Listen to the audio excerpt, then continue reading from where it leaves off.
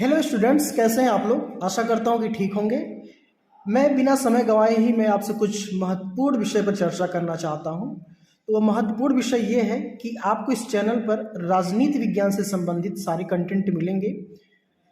जो विद्यार्थी या कह लें जो स्टूडेंट्स स्नातक में या ग्रेजुएशन कह लें में पॉलिटिकल साइंस सब्जेक्ट यानी राजनीति विज्ञान सब्जेक्ट ले रखा है, उन सबके लिए ये चैनल बहुत ही मदद करने वाला है। मैं आप सबको इस चैनल के माध्यम से बहुत ही आसान शब्दों में राजनीति विज्ञान से संबंधित हर कंटेंट को बताने का प्रयास करूंगा। तो आइए आज की वीडियो हम स्टार्ट करते हैं और आज की वीडियो में हम जानेंगे कि राजनीति विज्ञान की परिभाषा किसे कहते हैं। लेसन ये फर्स्ट होगा सेकेंड सेमेस्टर के स्टूडेंट के लिए। तो राजनीति शास्त्र की परिभाषा क्या होती है, इसका क्षेत्र क्या है, इसका स्वरूप क्या है, आज की इस वीडियो में हम चर्चा करने वाले हैं। तो आइए हम स्टार्ट करते हैं राजनीति विज्ञान की परिभाषा को समझने के लिए वीडियो को। यहाँ पर अगर जो हमें राजनीति विज्ञान की परिभाषा समझनी है तो उसको दो माध्यम से हमको समझा जा सकता है। पहला तो राजनीति विज्ञान की वो परिभाषा जो परंपरागत परिभाषा कही जाती है और दूसरी वो परिभाषा जो आधुनिक परिभाषा कही जाती है। मैं आपसे यही कहना चाहूँगा कि अगर जो आप ये वीडियो देख रहे हैं तो एक पेन और एक कॉपी लेकर के आप ज़रूर बैठिए। तो हम चर्चा करेंगे सबसे पहले परंपरागत परिभाषा में जो राजनीति विज्ञान के विद्वान हैं वो किन किन चीज़ों को शामिल करते हैं। तो परंपरागत परिभाषा में कुछ विद्वान कहते हैं कि राजनीति विज्ञान में हम राज्य का अध्ययन करते हैं, तो वहीं पर कुछ विद्वान कहते हैं कि नहीं, राजनीति विज्ञान में हम सरकार का अध्ययन करते हैं। तो कुछ विद्वान कहते हैं कि राजनीति विज्ञान में हम राज्य का भी अध्ययन करते हैं और साथ में ही साथ सरकार का भी अध्ययन करते हैं। तो आइए हम जानते हैं कि वो कौन से विद्वान हैं जो राजनीति विज्ञान को केवल राज्य का अध्ययन के रूप में स्वीकार करते हैं। वो कहते हैं कि राजनीति विज्ञान केवल राज्य का अध्ययन है। तो इसमें नाम आता है ब्लंटसली महोदय। ब्लंटसली कहते हैं कि राजनीति विज्ञान वह विज्ञान है जिसका संबंध राज्य से है, यानी कि राजनीति विज्ञान का संबंध किससे है, राज्य से है, और यह समझाने का प्रयत्न करता है कि उसके आधारभूत तत्व क्या है। यानी कि राजनीति विज्ञान का संबंध राज्य से है और ये बताने का प्रयत्न करता है कि उसके आधारभूत तत्व क्या है। ये परिभाषा किसकी है, ये परिभाषा ब्लंटसली महोदय की है। वहीं पर दूसरे विचारक हैं जिनका नाम है गार्नर। गार्नर महोदय कहते हैं कि राजनीति विज्ञान विषय के अध्ययन का प्रारंभ और अंत राज्य के ही साथ होता है। वो कहते हैं गार्नर महोदय कि राजनीति विज्ञान का जो अध्ययन होता है उसकी शुरुआत ही और उसका अंत भी राज्य के ही साथ होता है। बहुत ही प्रसिद्ध परिभाषा है, निश्चित रूप से यह परीक्षा में पूछी जाती है। और वहीं पर कुछ और विचारक हैं जिनका नाम है गुडनो, एक्टन, डॉक्टर जकारिया। ये सभी लोग भी राजनीति विज्ञान को राज्य का ही अध्ययन बताते हैं। बढ़ते हैं अब कुछ और नई चीज़ों की तरफ। अब हम उन विद्वानों को जानेंगे जो कहते हैं कि राजनीति विज्ञान सरकार का अध्ययन है। तो आइए जानते हैं कि कौन कौन से विद्वान राजनीति विज्ञान को सरकार का अध्ययन बताते हैं। तो यहाँ पर सीले और लीकाक की हमने दो परिभाषाएं लिख रखी हैं जो कि महत्वपूर्ण परिभाषा है। सीले कहते हैं कि जैसे संपत्ति शास्त्र संपत्ति का, जीव शास्त्र जीव का, बीजगणित ज्यामिति का, उसी प्रकार राजनीति शास्त्र सरकार का अध्ययन करता है। यानी कि सीले कहते हैं कि राजनीति विज्ञान किसका अध्ययन करता है, सरकार का अध्ययन करता है। बहुत ही आसान शब्दों में बता रहा हूं स्टूडेंट्स। वहीं पर फिर अगर जो हम नेक्स्ट विचारक की बात करें, लीकाक महोदय। लीकाक भी कहते हैं कि राजनीति विज्ञान सरकार से संबंधित विद्या है। लीकाक भी राजनीति विज्ञान से सरकार से संबंधित विद्या है, यानी कि ये भी सरकार का अध्ययन बताते हैं। ये तो थी कुछ महत्वपूर्ण विचारकों की परिभाषा जो इस प्रकार से कहते हैं। अब कुछ अन्य परिभाषाओं को हमने यहाँ पर लिख रखा है। जैसे कि एक विचारक हैं ब्रेटर्ड रिसेल। ये कहते हैं कि जिस प्रकार भौतिक शास्त्र में ऊर्जा की अमूल धारणा है उसी प्रकार सामाजिक विज्ञानों में शक्ति अमूल धारणा है।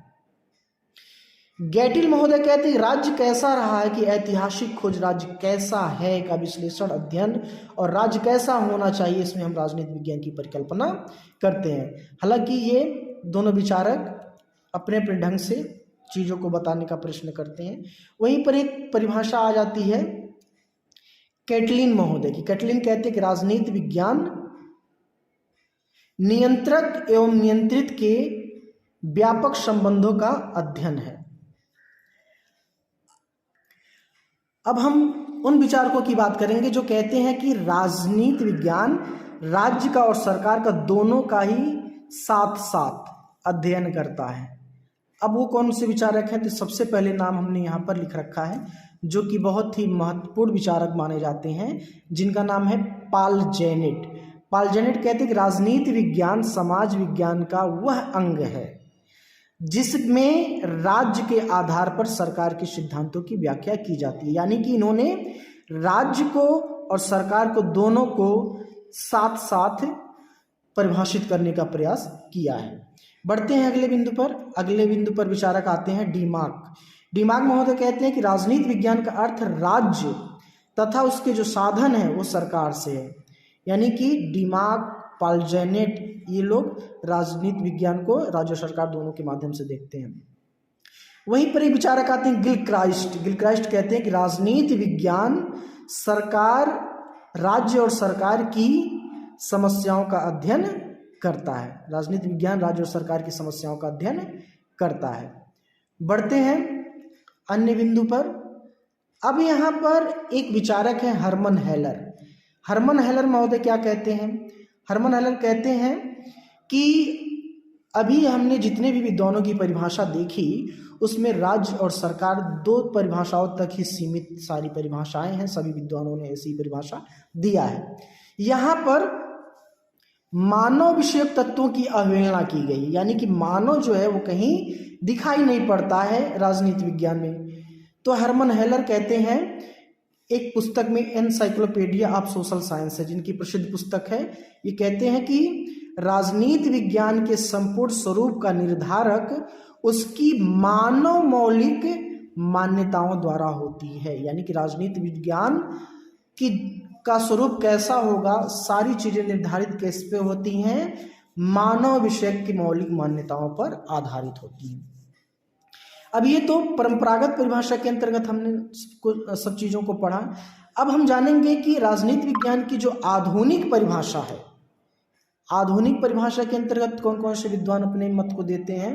तो आधुनिक विचारक कहते हैं कि राजनीति विज्ञान जो आज का राजनीति विज्ञान का विषय है, उसमें शक्ति, प्रभाव, सत्ता, नियंत्रण, निर्णय और मूल्यों का अध्ययन किया जाता है। ये सभी विचारक कहते हैं कि राजनीति विज्ञान में हम आज के दौर में इन सभी चीजों का अध्ययन करते हैं। अब इन सभी चीजों का अध्ययन बताने वाले विचारक कौन है? कैटलिन है, मैक्स वेबर है, एस.डी. कोल है, डेविड इट्स्टन है, हरमन हेलर है। ये सभी लोग शक्ति, प्रभाव, सत्ता का अध्ययन बताते हैं। वहीं पर एक विचारक है रॉबसन, इंपॉर्टेंट परिभाषा है। ये कहते हैं कि राजनीति विज्ञान को समाज में शक्ति का अध्ययन बताया है। रॉबसन कहते हैं राजनीति विज्ञान समाज में शक्ति का अध्ययन है। वहीं हम एक दूसरे विचारक की बात करें जिनका नाम है लावेल और कैप्लान। ये लोग कहते हैं कि एक अनुभविक खोज के रूप में राजनीति विज्ञान शक्ति के निर्धारण और सहवर्ती का अध्ययन बताया है। ये कौन कहता है? लावेल कहते हैं। पिनोक कहते हैं मूल्यों का सत्तात्मक आवंटन। तो ये था राजनीति विज्ञान की परिभाषा, परंपरागत और आधुनिक परिभाषा। कल की वीडियो में हम जानेंगे कि राजनीति विज्ञान का जो क्षेत्र है और स्वरूप है वो कहाँ तक है। तो आशा करता हूँ आपको वीडियो पसंद आया होगा। वीडियो पसंद आया हो तो एक बार फिर से कहना चाह रहा हूँ, चैनल को सब्सक्राइब करिए, लाइक करिए और दोस्तों से शेयर करिए। मिलते हैं अगले वीडियो में, तब तक के लिए जय हिंद, वंदे मातरम।